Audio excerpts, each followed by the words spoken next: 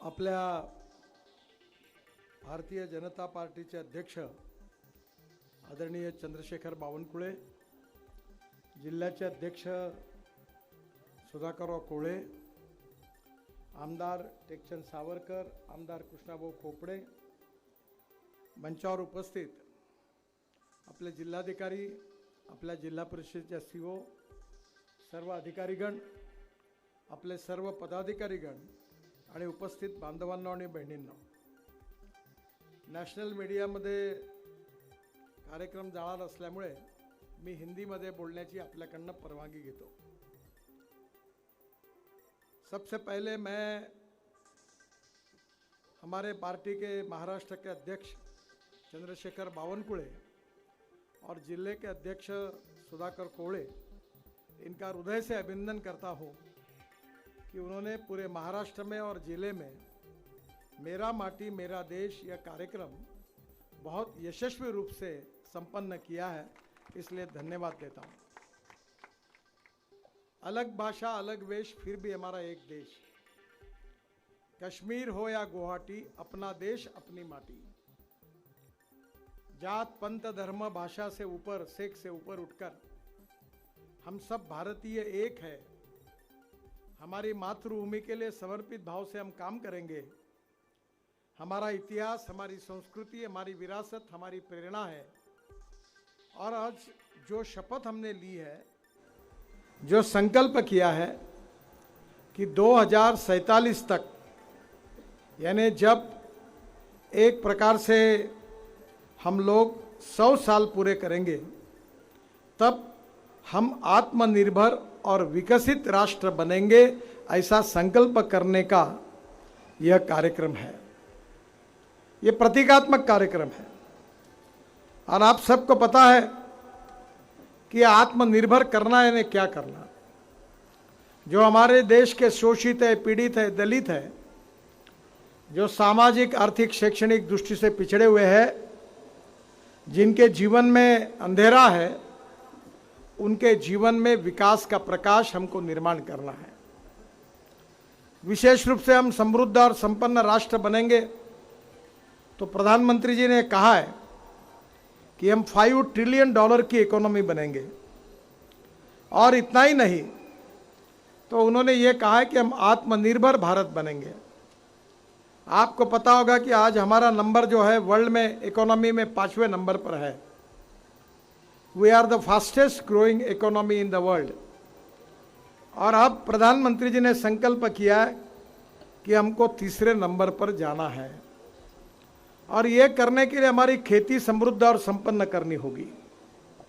हर खेत में पानी उपलब्ध करना होगा, जल संवर्धन का कार्य करना होगा, सोलर पंप लगाने होंगे, ड्रिप इरिगेशन का उपयोग होगा और किसान समृद्ध और संपन्न बनेंगे। ये हमारी संकल्पना है। अभी हमने एक कार्यक्रम लिया है कि विदर्भ में किसान आत्महत्या करते हैं और इसलिए किसान को 1 एकड़ में 50 लाख रुपए फायदा होगा, ऐसी योजना लाई है।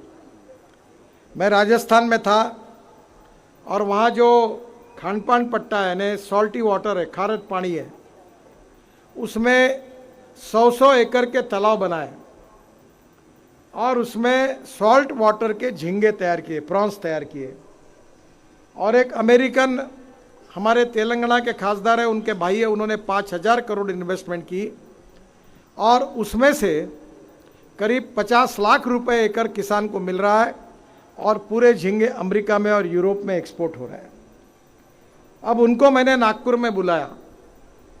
हमारे नागपुर, भंडारा, गोंदिया, चंद्रपुर और गढ़चिरौली, ये ज़िले में 6000 मालगुजारी तालाब है। उसमें गोड़ पानी यानी स्वीट वाटर है। और हमारे बुल्ढाना, अकोला और अमरावती के बीच में एक खानपान पट्टा है जहाँ सॉल्ट वाटर है, जहाँ पेड़ नहीं लगते। तो हम ये तय कर रहे कि जहाँ सॉल्ट वाटर है वहाँ सॉल्ट वाटर के झींगे और जहाँ स्वीट वाटर है वहाँ स्वीट वाटर के झींगे। हमारा भाव अभी यहाँ 125-150 रुपये किलो है, सिंगापुर में 8000 रुपये किलो है और दुबई में 6000 रुपये किलो है। और नागपुर से डायरेक्ट एक्सपोर्ट होगा और हमारा विदर्भ का किसान करोड़ों रुपए डॉलर में उसका उत्पादन बढ़ेगा, तब आत्मनिर्भर भारत बनेगा। जब तक यहाँ जवान लोगों के हाथों को काम नहीं मिलेगा, उद्योग नहीं आएंगे, व्यवसाय नहीं आएंगे, टूरिज्म नहीं बढ़ेगा, तब तक आत्मनिर्भर भारत नहीं बनेगा।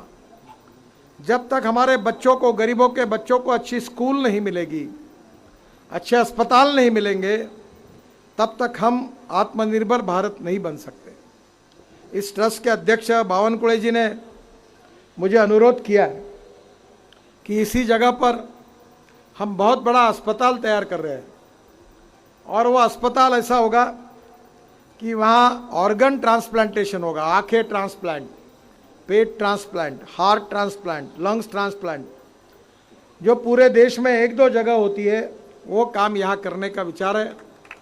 अभी ऑस्ट्रेलिया से वगैरह काफ़ी लोग 400-500 करोड़ इन्वेस्ट करने के लिए तैयार हैं, और बावनकुळे जी के साथ उनकी टीम और एक चैरिटेबल ट्रस्ट बनाकर मैंने ये कहा कि ये जो काम बाहर में 50 लाख रुपए लगते हैं, वो काम 2 लाख रुपए में होना चाहिए, गरीबों को फ़ायदा होना चाहिए।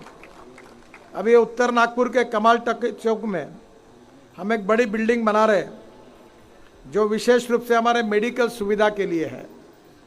जो एमआरआई है, जिसके लिए 12 से 15 हज़ार रुपये लगते हैं, वो वर्ल्ड स्टैंडर्ड का एमआरआई हम 800 रुपये में देंगे। सीटी स्कैन 600 रुपये में कर देंगे।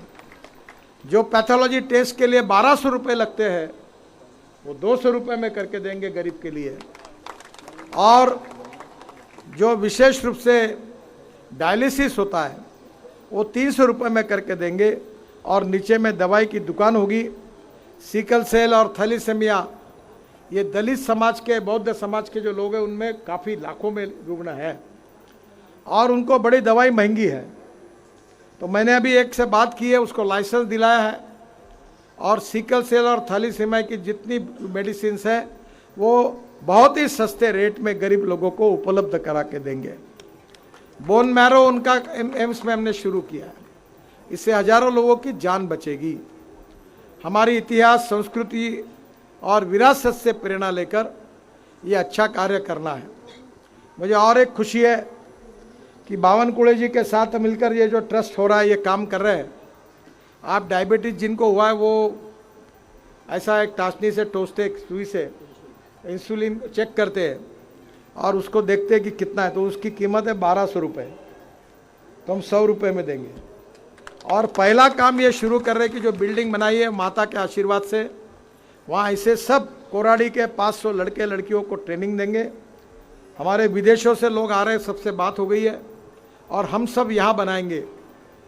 ब्लड प्रेशर चेक करने का मशीन यहाँ बनाएंगे। मार्केट में 10,000 का हम 500 रुपये में देंगे, ताकि हमारे गरीब लोगों का फ़ायदा कैसे हो, टेक्नोलॉजी लोगों के पास कैसे जाए। इस बार हमने 3000 एकड़ ड्रोन से स्प्रेइंग किया, मेरे खुद के खेती पे किया। नैनो यूरिया, नैनो खाद यूज़ किए। अभी मेरे यहाँ जो हमने नया खाद का संशोधन हुआ, रिसर्च हुआ इंडियन ऑयल के लेबॉर्ट्री ने, वो कल्चर मैंने लाया, और हमारे यहाँ 25,000 टन खाद तैयार होता है ऑर्गेनिक। उसमें वो कल्चर डालने से वो खाद की क्षमता 4 गुना बढ़ती है। ऑर्गेनिक कार्बन, पोटैश, नाइट्रोजन 4 गुना बढ़ता है। और अभी मैंने एक काम लिया हाथ में कि हमारे नागपुर महानगर पालिका में जो गंदा पानी है पूरा सीवेज का, वो सब कोराड़ी और खापरखेड़ा को हम भेजते हैं। उस पानी से जो स्लज निकलती है, उसको टेस्टिंग के लिए भेजा, और उससे कल्चर ऐड करके ऐसा खाद तैयार होगा कि हमारे किसानों के खेत में जितना उत्पादन होता है, उससे दुगना उत्पादन होगा और किसान का फायदा होगा। तो यही भावना जो है, मेरी माटी मेरा देश के पीछे है। देश को समृद्ध बनाना, संपन्न बनाना, देश को गौरवान्वित करना। और कभी कभी इसकी बहुत खुशी होती है। मैं परसों अमृतसर में था, स्वर्ण मंदिर में मत्था टेक कर मैं वाघा बॉर्डर पर गया था। और वाघा बॉर्डर पर जब गया था, मेरे जीवन का वो एक ऐसा दिन था जो मैं कभी भूल नहीं सकता। एक तरफ पाकिस्तान के लोगों को मैं देख रहा था, दूसरी तरफ हिंदुस्तान के 40,000 लोग बैठे थे। 1 घंटा परेड चली। पाकिस्तान में पाकिस्तान वालों ने की, भारत में भारत के स्तर पर भारत ने की, और तिरंगा पहली बार पाकिस्तान का झंडा छोटा हो गया और 418 फीट का आशिया का सबसे बड़ा तिरंगा झंडा आज हमारे बॉर्डर पर लग गया और वो फहराने का सौभाग्य मुझे मिला। मैं तो देखकर हैरान हो गया कि कितने हमारे जवानों में उत्साह था, कितने हमारे आए हुए लोगों के मन में उत्साह था। और NHI ने वो झंडा बनाया और उसका एशिया रिकॉर्ड हो गया। तो मुझे लगता है कि ये जो स्वाभिमान एक एक मिनट में एक वहाँ का मिलिट्री का मेजर हाथ में माइक लेकर लोगों को उत्साहित करता था, लोग नाचते थे, लोग भारत माता की जय वंदे मातरम कह रहे थे और एक प्रकार से ऐसे जल्लोष का और राष्ट्रभक्ति का वातावरण था कि हर व्यक्ति के मन में राष्ट्रभक्ति प्रज्वलित हुई थी। हमारे पार्टी में हमने ये तय किया है कि सबसे पहले अगर कोई हमारी प्रायोरिटी है तो देश है, देश के बाद हमारी पार्टी है और पार्टी के बाद मैं हूँ। मैं सबसे आखिरी है। जो मैं करेंगे उनको जनता उनका मैं कर देती है और इसलिए हमें ये देखना है कि हमको देश के लिए काम करना है, गरीब के लिए काम करना है, समाज के लिए काम करना है। और प्रधानमंत्री जी के नेतृत्व में उन्होंने इसी भाव को हमारी एकात्मता मजबूत करने के लिए, हमारे संरक्षण उसको मजबूत करने के लिए और सभी नागरिकों ने अपने कर्तव्यों का पालन करना चाहिए, इसके लिए हम सब लोगों ने आज संकल्प किया है। एक छोटा सा अनुरोध मैं आपको करूंगा कि हमारे देश में, इसका मंत्री हूं मैं, 1.5 लाख मौतें होती है।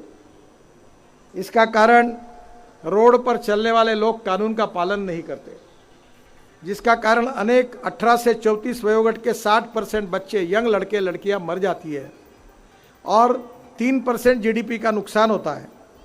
और जिस घर और परिवार से तरुण लड़का चला जाता है उसकी हालत क्या होगी। 3.5 लाख लोगों के हाथ पैर टूट जाते हैं। और इसलिए आज मेरा माटी मेरा देश का संकल्प करते समय आप सबको ये अनुरोध करता हूँ कि मैं ट्रैफिक सिग्नल के समय गाड़ी रेड सिग्नल हो तो रोकूंगा, मैं ड्राइविंग लाइसेंस प्राप्त करूंगा, मैं ट्रक ड्राइवर और बस ड्राइवर हूँ तो आखिरी लेन में ही गाड़ी चलाऊंगा।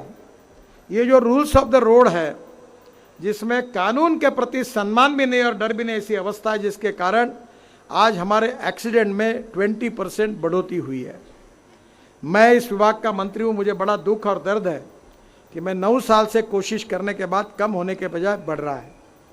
हमारे नागपुर में भी विकास महात्मे जब थे तब उनके अध्यक्षता में हमने अपघात निवारण समिति बनाई थी।